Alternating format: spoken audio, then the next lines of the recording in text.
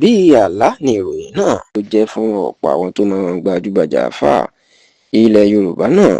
èèyàn Sheikh Abdulazeez ẹni tí gbogbo ayé mọ̀ sí Láúlà Onídàádúrà nígbà tí bàbá náà tó kú ní ọjọ́ Ìṣẹ́gun tí í ṣe ọjọ́ Tuesday ọ̀sẹ̀ tí ó kọjá yìí èyí tí í ṣe ọjọ́ kejìdínlọ́gbọ̀n nínú oṣù èyí tí í ṣe ọjọ́ kejìléníogún oṣù kejì ọdún tá a wà yìí èèyàn the 22nd of July 2025 tó sì jẹ́ pé ní ọjọ́ náà ni wọ́n ti sìnkú bàbá náà ní ìlànà ẹ̀sìn Islam. Bí wọ́n bá ń sọ ọ̀kan pàtàkì lára àwọn àáfàá tó wà ní ilẹ̀ Yorùbá pàápàá ní ìpínlẹ̀ Èkó òdu ni Sheikh Abdulazeez Láúlà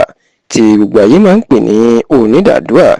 bẹ́ẹ̀ ló jẹ́ pé ó ní olùdásílẹ̀ ìjọ Ilabilai èyí tí ẹ̀ka ẹ̀ wà káàkiri orílẹ̀-èdè Nàìjíríà tí olú ilé ìjọsìn wọn tó sì wà ní ìpínlẹ̀ Èkó. Yàtọ̀ sí gbogbo eléyìí Sheikh Abdulazeez Láúlà ó tó jẹ́ àwọn àáfàá tó kọ́kọ́ bẹ̀rẹ̀ àwọn àsàlátù ọjọ́ Sunday támá tètè ń ṣe tó sì jẹ́ pé kò dín láàdọ́ta ọdún tí ọkùnrin náà tó ti wà lẹ́nu iṣẹ́ àáfàá. Ṣùgbọ́n lọ́jọ́ Tuesday ọ̀sẹ̀ tí ó kọjá yìí òun ni wọ́n ní bàbá náà ló máa kú lójijì ní ìgbà tí wọ́n ní ó lọ sí ilé ìwòsàn tó sì jẹ́ pé ilé ìwòsàn náà ní ìpínlẹ̀ Èkó ló dákẹ́ sí gẹ́gẹ́ bí ọ̀kan lára àwọn amúgbálẹ́gbẹ̀ẹ́ bàbá náà bó ṣe pe tẹlifíṣàn Yorùbá Tòótọ́ tó ṣàlàyé ó ní lọ́jọ́ Tuesday ọ̀sẹ̀ tó kọjá kì í ṣe pé nǹkan kan ṣe àbá náà níṣe ló fi ẹsẹ̀ ara ẹ̀ kúrò nílé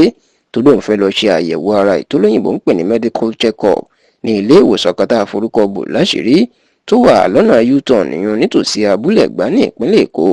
Ṣùgbọ́n ẹni náà tó ní ká forúkọ bò láṣìírí náà jẹ́ kó dé mọ̀ pé nígbà tí wọn yóò gbé Sheikh Láúlà Abdulazeez Onídàádúrà tí wọn yóò gbé délé ìwòsàn náà wọn níṣe ni ó ṣàkíyèsí pé ó bẹ̀rẹ̀ sí ní máa rẹ̀ òun nígbà tí wọ́n ní sì yá níṣẹ́ náà lábẹ́rẹ̀ ní ara ìbẹ̀rẹ̀ sí ní máa tutù láti bẹ̀ gẹ́lẹ́ ìlànà àgbókò wàhálà ti dé o tí bàbá náà tó sì gba tó sọdá sódì kejì ayé èèyàn pé ó kú. Ṣá o níṣe ni ọ̀rọ̀ yìí ni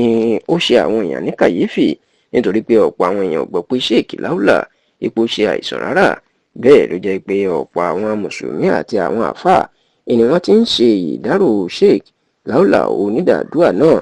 nígbà ayé Sheikh Láúlà Onídàádúrà ọmọ bíbí ìlú Òṣogbo Òròkì ní ìpínlẹ̀ Ọ̀ṣun ni